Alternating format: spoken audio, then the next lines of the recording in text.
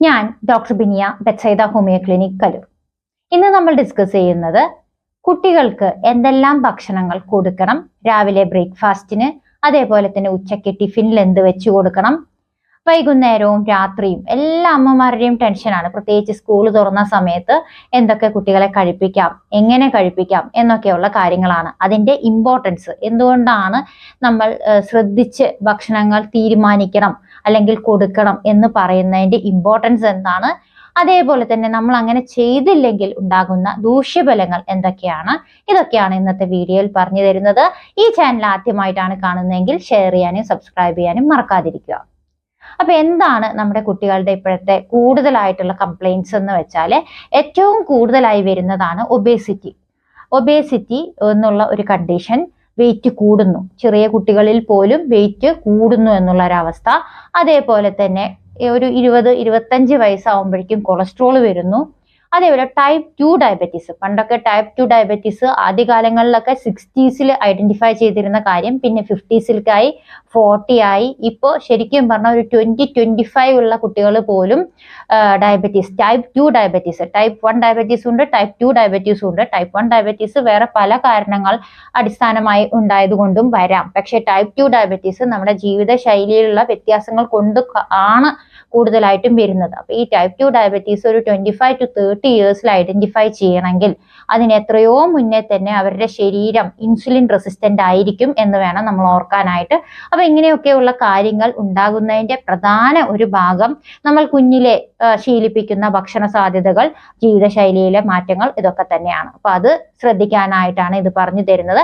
പിന്നെ കുട്ടികളിൽ യാതൊരു ലക്ഷണങ്ങളും കാണിക്കുന്നില്ല, അതായത് ഒരു 6ൽ പഠിക്കുന്ന കുട്ടി മുതൽ +2 വരെ നമുക്ക് യാതൊരു ലക്ഷണങ്ങളും ഇല്ലായിരിക്കാം. പക്ഷെ എന്നാൽ പോലും ഈ കുട്ടികൾക്ക് ഞാൻ പറയുന്ന ഈ സിംറ്റംസ് പ്രത്യേകിച്ച് നോക്കുകയാണെങ്കിൽ, നമുക്ക് മധുരം കഴിക്കാനുള്ള ആഗ്രഹം വളരെയധികം കൂടുതലായി കാണിക്കുന്നു. ഭക്ഷണം കഴിഞ്ഞ ഉടനെ, നല്ലൊരു മീൽസ് കഴിഞ്ഞ ഉടനെ തന്നെ അവർക്ക് കൂടുതലായിട്ട് വിശക്കുന്നു. പിന്നെ അതേപോലെ അവരുടെ കഴുത്ത് കറുത്ത് വരുന്നു. വേറെ ഒരു കാരണവും ഇല്ലാതെ തന്നെ നമ്മൾ എത്ര ഉരച്ച് കഴുകിയാലും തന്നെ കുട്ടികളിൽ ഒരു കറുത്ത കളറ് നമ്മുടെ കഴുത്തിലെ ഇന്നർ ഏരിയാസിലൊക്കെ കാണിക്കുന്നു. ഭക്ഷണം കഴിച്ചിട്ടും ക്ഷീണം മാറുന്നില്ല. വെയിറ്റ് കുറയ്ക്കാൻ ശ്രമിച്ചിട്ട്, ഇപ്പം ചെറിയ കുട്ടികളിൽ ഒത്തിരി വെയിറ്റ് കൂടുമ്പോൾ നമ്മൾ പറയും ഒന്ന് ഓടിക്കളിച്ചാൽ മതി മോനെ, അല്ലെങ്കിൽ എന്താ നമ്മൾ പറയും കുറച്ച് ഭക്ഷണം കുറച്ച് കഴിച്ചാൽ മതി. ഇതൊക്കെ ചെയ്തിട്ടും വെയിറ്റ് കുറയുന്നില്ല. അതേപോലെ തന്നെ നമ്മൾ കുറച്ച് ഭക്ഷണം കഴിക്കാതിരിക്കുമ്പോൾ ഭയങ്കരമായിട്ട് ക്ഷീണം, ഓടുമ്പോൾ കിതയ്ക്കുന്നു. ഇങ്ങനെ തുടങ്ങി പല ലക്ഷണങ്ങളും കുട്ടികളിൽ ഇപ്പൊ കണ്ടുവരുന്നുണ്ട്. നമ്മളത് ശ്രദ്ധയിൽപ്പെടുത്തുന്നില്ല എന്നേ ഉള്ളൂ. അപ്പൊ ഈ കാര്യങ്ങളൊക്കെ വരുന്നത് ശരിക്കും പറഞ്ഞാൽ നമ്മുടെ ബോഡി വ്യത്യാസപ്പെട്ടുകൊണ്ടിരിക്കുന്നു എന്ന് വേണം കരുതാനായിട്ട്. അപ്പൊ അങ്ങനെയുള്ള കാര്യങ്ങൾ നമ്മൾ ആദ്യമേ ശ്രദ്ധിക്കുകയാണെങ്കിൽ ഈ പറയുന്ന ടൈപ്പ് 2 ഡയബറ്റീസ്, നേരത്തെ വരുന്ന കൊളസ്ട്രോൾ, ഒബേസിറ്റി, ഇതിനെയൊക്കെ നമുക്ക് തടുക്കാനായിട്ട് സാധിക്കും. അപ്പൊ ഇനി എന്തൊക്കെയാണ് നമ്മുടെ ഭക്ഷണത്തിൽ മാറ്റങ്ങൾ വരുത്തേണ്ടത്? പ്രധാനമായിട്ടും ഈ ഒരു മധുരമുള്ള സാധനങ്ങൾ, ഷുഗറി ജ്യൂസസ്, ഒരുപാട് ജ്യൂസസ് നമുക്ക് പാക്ക്ഡ് ജ്യൂസസ് അവൈലബിൾ ആണ്. പക്ഷെ ഇതിലൊന്നും നമ്മൾ വിചാരിക്കുന്ന പോലെ മാംഗോയും ഇല്ല, ഫൈബറും ഇല്ല. ഇതിലൊക്കെ കൂടുതലായിട്ടും ഈ കളറും അതേപോലെ തന്നെ ഇതിന്റെ ടേസ്റ്റും ശരിയാക്കാനുള്ള സാധനങ്ങൾ മാത്രമേ ഉള്ളൂ. നമുക്ക് ഒരു ഗുണവും ചെയ്യുന്നില്ല. അപ്പൊ അങ്ങനത്തെ ജ്യൂസസ് മാക്സിമം ഒഴിവാക്കാനായിട്ട് ശ്രദ്ധിക്കുക. പിന്നെ ഉള്ളത് അടുത്ത എന്താണ്, നമ്മുടെ ഭക്ഷണങ്ങളിൽ തന്നെ പല കാര്യങ്ങളും ഉണ്ട്. അതായത് മൈദ, ഇത് പ്രോസസ്ഡ് കാർബോഹൈഡ്രേറ്റിൽ പെട്ടതാണ് മൈദ എന്ന് പറയുന്നത്. അതേപോലെ തന്നെ ഷുഗറിൽ ഏറ്റവും മോശം വൈറ്റ് ഷുഗർ ആണ്. അപ്പൊ വൈറ്റ് ഷുഗർ ഉള്ള സാധനങ്ങളാണ് കൂടുതലായിട്ട് നമുക്ക് കിട്ടുന്നത്. അപ്പൊ പേസ്ട്രീസ്, ചോക്കോസ്, ഇങ്ങനെയുള്ള സാധനങ്ങൾ, എല്ലാ തരത്തിലുള്ള കേക്ക്സ്, ഇതൊക്കെ കൊടുക്കരുത് എന്ന് ഞാൻ പറയുന്നില്ല. കാരണം ഞാനും 2 മക്കളുടെ അമ്മയാണ്. അപ്പൊ അതുകൊണ്ട് എനിക്കറിയാൻ പറ്റും, എല്ലാവർക്കും ഇഷ്ടം, എല്ലാ കുട്ടികൾക്കും ഇതേപോലെ തന്നെ നല്ല ടേസ്റ്റുള്ള പേസ്ട്രീസും കേക്ക്സും ഒക്കെ കഴിക്കാനുള്ള ആഗ്രഹം കൂടുതലാണ്. പക്ഷെ എങ്കിലും നമ്മൾ ഒരു കൺട്രോൾ ചെയ്ത് കൊടുക്കാനായിട്ട് ശ്രദ്ധിക്കുക. ആഴ്ചയിൽ ഒരു പ്രാവശ്യം അല്ലെങ്കിൽ 2 ആഴ്ചയിൽ ഒരു പ്രാവശ്യം, മാസത്തിൽ ഒരു പ്രാവശ്യം, അങ്ങനെ എങ്ങനെയാണോ നമുക്ക് സെറ്റ് ചെയ്യാൻ പറ്റുന്നത് ആ ഒരു രീതിയിൽ നമ്മൾ സെറ്റ് ചെയ്തിട്ട് ബാക്കിയുള്ള ദിവസങ്ങളിൽ നമുക്ക് ഈസി ആയിട്ടുള്ളത് തന്നെ എങ്കിലും നമുക്ക് നമ്മുടെ ആരോഗ്യത്തിന് ബെറ്റർ ആക്കാവുന്ന തരത്തിലുള്ള കാര്യങ്ങൾ നമ്മൾ ചെയ്യുവാണെങ്കിൽ ഈ ഒരു കാര്യത്തിൽ നിന്ന് നമുക്ക് കുറെയൊക്കെ ബെറ്റർ ആക്കാൻ കഴിയും. പ്രധാനമായിട്ടും നമ്മൾ ഉൾപ്പെടുത്തേണ്ടത് പ്രോട്ടീൻ ആണ്. അതിൽ തന്നെ ചിക്കൻ, കോഴിമുട്ട, പിന്നെ വെജിറ്റേറിയൻസ് ആണെങ്കിൽ പനീർ, സോയ ചങ്ക്സ്, പിന്നെ പ്രോബയോട്ടിക് ആയിട്ട് നമുക്ക് എന്ത് ചെയ്യാം, തൈര് ആഡ് ചെയ്യാം. ഇങ്ങനെയൊക്കെയുള്ള കാര്യങ്ങൾ നമുക്ക് പ്രോട്ടീൻ കാര്യങ്ങളിൽ ആഡ് ചെയ്യാം.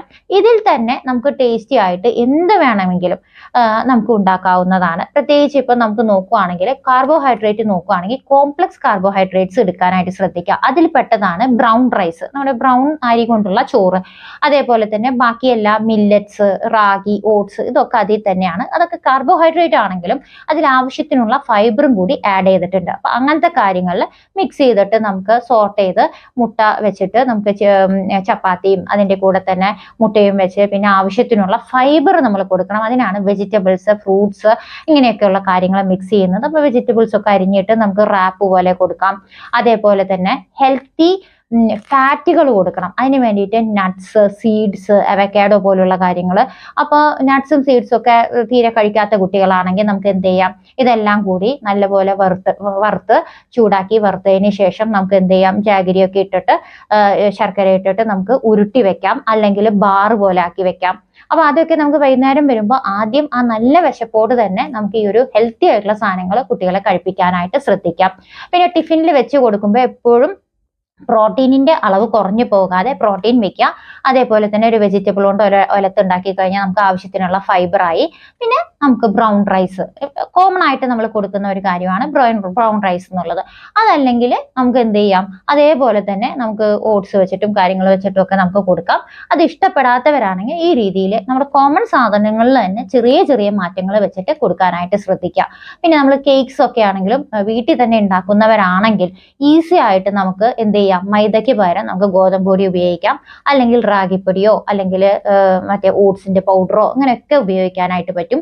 പഞ്ചസാരയ്ക്ക് പകരം നല്ല കൂടുതലായിട്ട് പഞ്ചസാര ഉപയോഗിക്കാതെ, വൈറ്റ് ഷുഗർ ഉപയോഗിക്കാതെ ശർക്കര പൊടി ഉപയോഗിക്കാം, അല്ലെങ്കിൽ സ്റ്റീവിയ ഉപയോഗിക്കാം. ഇങ്ങനെയൊക്കെയുള്ള കാര്യങ്ങൾ, തേൻ ഉപയോഗിക്കാം. നമ്മൾ യോഗേർട്ടൊക്കെയാണ് കഴിക്കണമെങ്കിൽ രാവിലെ എഴുന്നേൽക്കുമ്പോൾ തന്നെ യോഗേർട്ട് കഴിക്കുന്നവരാണെങ്കിൽ, കുട്ടികളാണെങ്കിൽ അതിൽ തേനും യോഗേർട്ടും പിന്നെ ആവശ്യത്തിനുള്ള ഫ്രൂട്ട്സും ആഡ് ചെയ്ത് നമുക്ക് കൊടുക്കാം. ഒപ്പം പ്രോട്ടീൻ കിട്ടാൻ വേണ്ടിയിട്ട് നമുക്ക് വേണമെങ്കിൽ ബുൾസയോ അല്ലെങ്കിൽ മുട്ട പുഴുങ്ങിയതോ ഒക്കെ കൊടുക്കാം. അപ്പൊ പ്രധാനമായിട്ടും ഈ പ്രോട്ടീനും കോംപ്ലക്സ് കാർബോഹൈഡ്രേറ്റും ഫൈബർ അടങ്ങുന്ന വെജിറ്റബിൾസും അല്ലെങ്കിൽ ഫ്രൂട്ട്സ് കൂടി ഉൾപ്പെടുത്താനായിട്ട് ശ്രദ്ധിക്കുക. ഈ ഒരു കാര്യങ്ങൾ എല്ലാ പ്രാവശ്യത്തെ മീലിലും ഉണ്ട് എന്ന് ഉറപ്പുവരുത്തുക. അപ്പൊ നമുക്ക് ഫ്രൂട്ട്സും വെജിറ്റബിൾസും ഒക്കെ കഴിക്കുമ്പോൾ കട്ട് ചെയ്ത് കഴിക്കാനായിട്ട് സൂക്ഷിക്കുക. എന്ന് വെച്ചാൽ നമ്മൾ ജ്യൂസസ് ആയിട്ട് കഴിക്കുമ്പോൾ കൂടുതലും അതിലെ ഫൈബർ കുറഞ്ഞു പോകാനായിട്ടുള്ള സാധ്യത വളരെ കൂടുതലാണ്. ജ്യൂസസ് പുറത്തുനിന്ന് വാങ്ങി കഴിക്കുമ്പോൾ ഒട്ടും തന്നെ അതിൽ ഫൈബർ കിട്ടുന്നില്ല.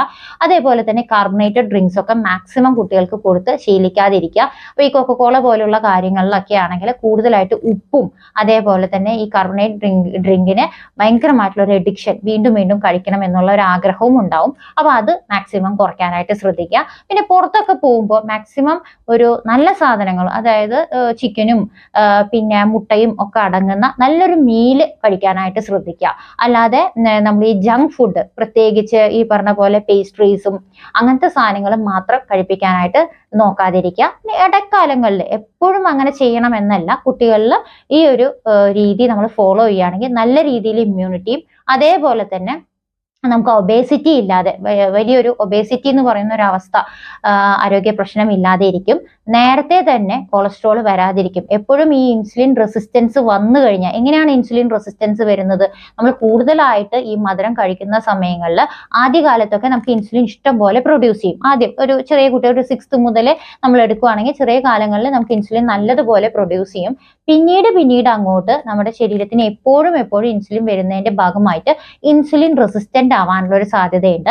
ഇങ്ങനെ ഇൻസുലിൻ റെസിസ്റ്റന്റ് ആയിട്ട് കാലങ്ങൾ കഴിഞ്ഞിട്ടായിരിക്കും നമുക്ക് ഡയബറ്റീസ് കാണിക്കുന്നത്, കുട്ടിയിലെ ശരീരത്തിൽ ഡയബറ്റീസ് കാണിക്കുന്നത്. അപ്പൊ ഒരു 20-25 ആകുമ്പോഴേക്കും നമുക്ക് ഡയബറ്റീസ് വരാനുള്ള ഒരു ഇട കൂടുതലാണ്, ടൈപ്പ് 2 ഡയബറ്റീസ്. അപ്പൊ അതുകൊണ്ട് തന്നെ നമ്മൾ ഈ ഒരു ഇൻസുലിൻ റെസിസ്റ്റൻസ് എന്നുള്ള ഒരു അവസ്ഥ ഇല്ലാതിരിക്കാനാണ് കൂടുതലായിട്ടുള്ള ഈ ഒരു ഷുഗറി ഐറ്റംസ് നമ്മുടെ ബോഡിയിൽ ഇടയ്ക്കിടയ്ക്ക് കൊടുക്കാതിരിക്കുക എന്ന് പറയുന്നത്.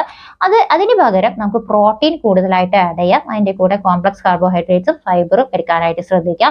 ഇങ്ങനെ പോയി കഴിഞ്ഞാൽ നമുക്ക് ഈ പറഞ്ഞ പോലെ തന്നെ പല രോഗങ്ങളിൽ നിന്നും അധികം നേരത്തെ വരാതെ നമുക്ക് ഏറ്റവും കുറേ നാളത്തേക്ക് വരാതിരിക്കാനായിട്ട് സഹായിക്കും. മാത്രവുമല്ല കുട്ടികളിൽ ഈ ഒരു നല്ല ശീലം വളർത്താനായിട്ടും നമുക്ക് സഹായിക്കും. ഇങ്ങനെയുള്ള വീഡിയോസ് നിങ്ങൾക്ക് ഉപകാരമാകുന്നുവെങ്കിൽ ഷെയർ ചെയ്യുക. മറ്റൊരു വീഡിയോയ്ക്കായി കാത്തിരിക്കുക. താങ്ക്